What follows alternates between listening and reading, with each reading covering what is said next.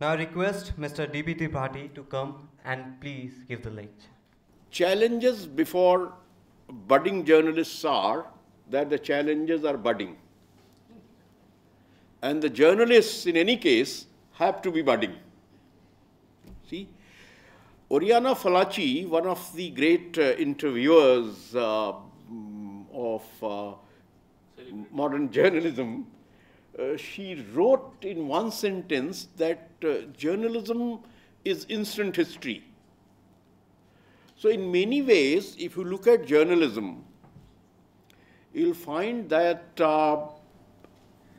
element of instant, or what the sociologists call contemporaneity of the contemporaneous.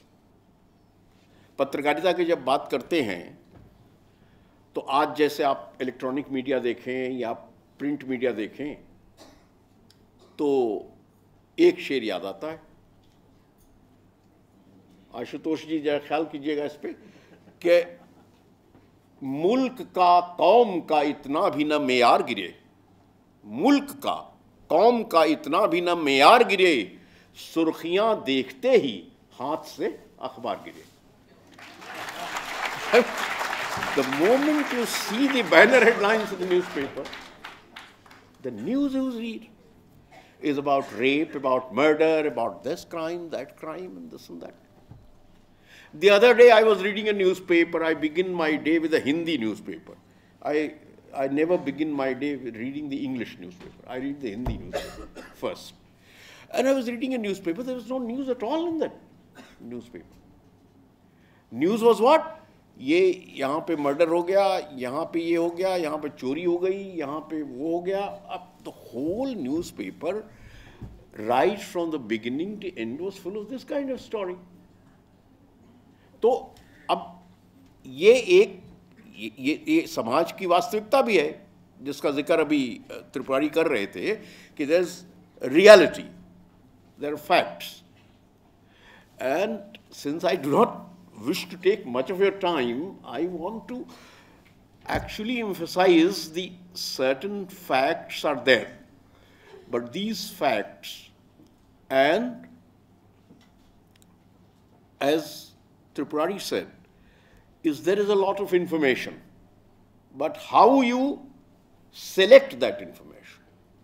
For selecting that information, you need knowledge. And that is why he mentioned about knowledge. And more than, without knowledge, you cannot have understanding. With that understanding only, true journalism is possible. वो जो तात्कालिकता है पत्रकारिता की, जैसे कहते हैं ना सत्तू तुरंता भोजन होता है, वैसे ही पत्रकारिता में कई तरह के अभिव्यक्ति तुरंत और तात्कालिक होती है.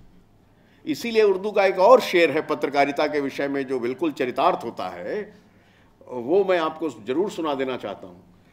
वो शेर है कि अब भूल कर भी कोई नहीं डालता नजर, अब भूल कर भी कोई नहीं डालता नजर, चेहरा मेरा पढ़ा हुआ अखबार हो गया. अब भूल कर भी कोई नहीं डालता नजर, चेहरा मेरा पढ़ा हुआ अखबार हो गया. तो ये जो पत्रकारिता की ये चुनौती है, यानी सद्य नवीनता करने की, trying to make itself new all the while, ये बहुत ही बड़ी चुनौती है. आखिर में एक बात मैं कहूँगा जो बहुत बड़ी चुनौती है, जिसका जिक्र बहुत कम होता है. पत्रकारिता के स्कूलों में भी मैंने देखा है कि उसका जिक्र नहीं होता है. जागरण के इस पत्रकारिता के संस्थान में अवश्य मेरा ख्याल है होता होगा. वो है भाषा. भाषाओं में क्या है कि दुनिया की तमाम भाषाएं आप देखिएगा तो 4000, 3000, 4000 शब्द का प्रयोग उन भाषाओं में होता है. अभी क्या हो रहा है कि हमारी भाषाओं में, खास तौर से भारतीय भाषाओं में और भारत में अंग्रेजी में भी शब्द 2000 के करीब, हिंदी में तो कई दफ़ा 1500-1200 शब्दों का तक सिमट रहा है। उसकी वजह से हो क्या रहा है कि भाषा की कमज़ोरी की वजह से, भाषा की विपन्नता की वजह से अगर कहूँ, because of the poverty of language there is poverty of in journalism. Journalism an any kind of presentation, खासतौर से जो इलेक्ट्रॉनिक मीडिया है आशुतोष जी, उसकी भाषा तो निरंतर विपन्न होती जा रही है। It is becoming increasingly poor. If you look at the जो शब्दावली और पदावली है पूरी, मतलब इलेक्ट्रॉनिक मीडिया में, प्रिंट मीडिया में भी, लेकिन प्रिंट मीडिया से ज़्यादा इलेक्ट्रॉनिक मीडिया में है, उसकी काफ़ी आपको दिक्कत भाषा की दिखेगी। तुलसीदास से अंत करना चाहता हूँ। तुलसीदास ने एक चौपाई में, मुझे लगता है कि साहित्य की और अभिव्यक्ति की, और मुझे लगता है अभिव्यक्ति के बगैर तो पत्रकारिता होती नहीं। You can not have journalism without the proper kind of expression. So ये जो तुलसीदास ने जो लिखा उस चौपाई में, वो साहित्य की परिभाषा है। भूषण भनिति भूति भली सोई, सुरसरि सम सबकर हित होई। यानी वही एक्सप्रेशन, वही भाषा, वही वक्तव्य, वही वाक्य अच्छा है जो गंगा की तरह सबका कल्याण करे, सबको निर्मल करे, स्वच्छ करे।